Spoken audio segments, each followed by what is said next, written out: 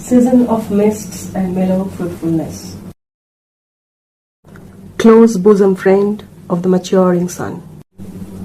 Hello students, today we are going to do a time travel to autumn from the scorching summer and of course in this lockdown. Anyway, lockdown সবাই কেমন আছিস? Mask পরছিস তো? Mask পরতে হবে 20 second ধরে হাত ধুতে হবে কিন্তু 5 সেকেন্ড কিন্তু নয়, হ্যাঁ ওরকম বদমাইশি নয়। আর ঘরে থাকতে হবে, পড়াশোনা করতে হবে ভালো করে, কারণ লকডাউন গেলে exams. So study with concentration. Okay? Today we are going to discuss Ode to Autumn by Keats. What is an ode?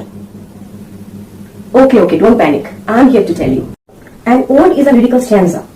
It's an elaborately structured poem that glorifies or praises an individual or a bird or an animal or an inanimate object or even an abstract idea. So here in this poem, Keats has glorified a season by which he got fascinated.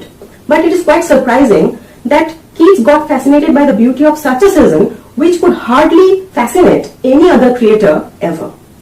Well, according to the great philosopher Plato, beauty lies in the eyes of the beholder. And here, Keats is the beholder to whom autumn season is really very beautiful, as he himself also has conceptualized another great philosophy. Beauty is truth, truth beauty, which is completely relatable to the another great philosophy of Hindu Shastra, Satyam, Shivam, Sundaram. Throughout the entire poem, the autumn season has been personified. In the very first stanza, the autumn season has been termed as a season of mists and mellow fruitfulness, and again as the bosom friend of the maturing sun. And according to the poet here, these two close friends, that is the sun and the autumn season, together hatch a plan to ripen all the fruits and vegetables and overload all the trees with fruits and also cause the late flowers to bloom. As a result, the vines and the apple trees are overloaded with apples and grapes. All the fruits get sweetened to the core, and the hazelnuts and gourds get the shape and taste of maturity. And the blooming of so many flowers makes the bees very busy to collect honey for the entire year.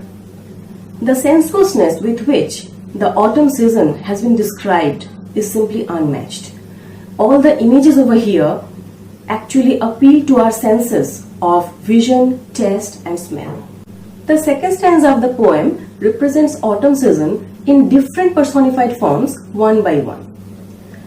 At first, the autumn season has been termed as or has been personified as a winnower in a granary. Then, in the form of a lady sitting on a granary floor as she is very tired. Then, the autumn has been again personified as a reaper who is found to get a sound sleep on a half-reaped furrow, as a gleaner who crosses brooks with piles of crops on the head, as a patient observer who looks at a cider press and even at the last drops of apple juice falling down from it, and at the last also as the cider press itself. Cider press is actually a machine which is used to extract apple juice from apples. The concluding stanza reproduces the songs of autumn season and advises it not to think of the songs of spring, reminding him, "Thou hast thy music too."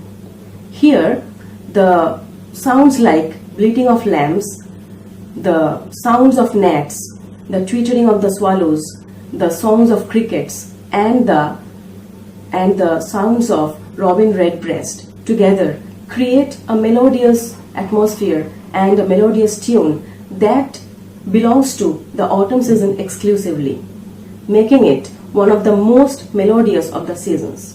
But this melodious tune has a melancholic note somehow.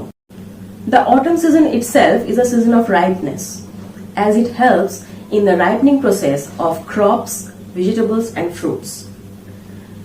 After the autumn season comes the winter season that symbolizes death. And after getting ripeness, that is maturity, the next step is always death. Keats has realized that his life has been ripened and is doomed. As we find in Shakespeare's King Lear, men must endure their going hence, even as they are coming hither. Ripeness is all. Thus, it is evident that Keats composed this one-of-a-kind poem with complete awareness of his impending death. If you have any queries, write in the comment section below.